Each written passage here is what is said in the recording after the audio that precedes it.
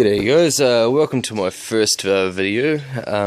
This is just going to be pretty much just how to build a sub. Not sort of entry level, but going more on to sort of competition beginnings.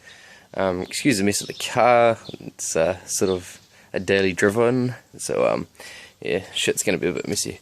But anyway, I'm going to start up the front and then we'll work our way back. So up front we have the new and latest Alpine head unit that we got from Mad Sounds. It is absolutely a beast. It comes with USB, AUX, Bluetooth, Facebook connectivity, and Pandora connectivity, pretty much anything. And it goes really well, so impressed with it, and it's good to grab something similar to this if you're going to think about going competition, purely because you can tune so much.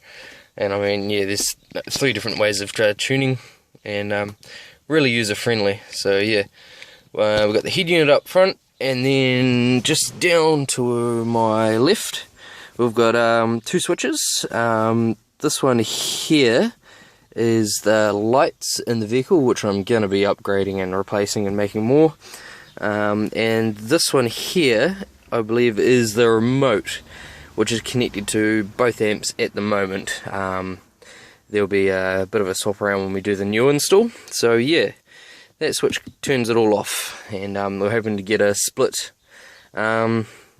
switch so that the amp and the amp for the sub and the amp for the speakers can be turned off independently.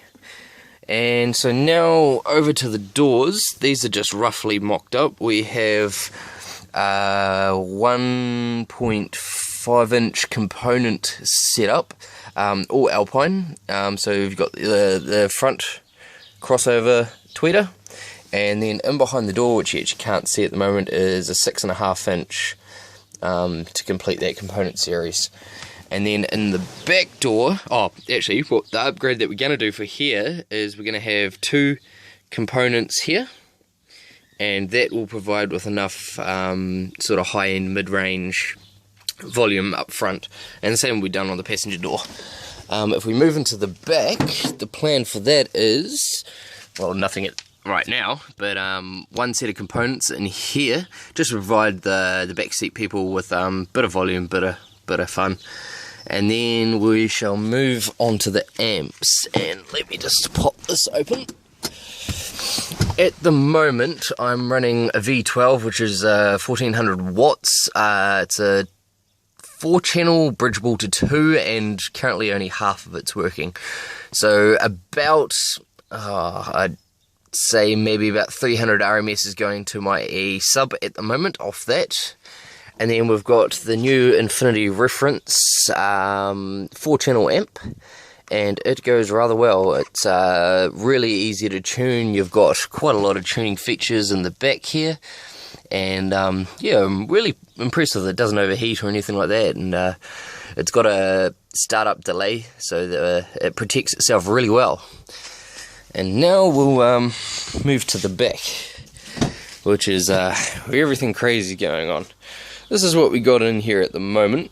We've got an Infinity Reference 1200 watt subwoofer, 12 inch, and it's 300 RMS, and by God, it's fucking the best sub I've owned so far, We're going to have 4 of them placed in the back here, and it's going to be a bit of fun to work out. This sub box is a custom sub box, so it's got 3.5 cubic feet for the 12 in it right now, and it's a split box, if I can just show you that. So you got, just down in here, you got the sub box, and it ports out all here, and up in that top little area just there is 6x9s, and they're Alpine 60 RMS, also bought from Mad Sounds. Fucking really happy with these. I mean, they put out perfect amount of power, and yeah, they go really well. They've got a little tweeter crossover. I think they're 3-way coaxial speakers, but you know, really impressed with them, and I decided to just muck around and port them a little bit, see if we can get a bit more bass, which we have. And yeah, all in all, really happy with the system. Goes really well, but want to go bigger. So we'll just go more towards competition more than just daily driven, impress mate sort of thing. I want to really blow the socks off me friends, and yeah, go from there. And anyway, this is Dudes the Sun now, and keep going, bass heads.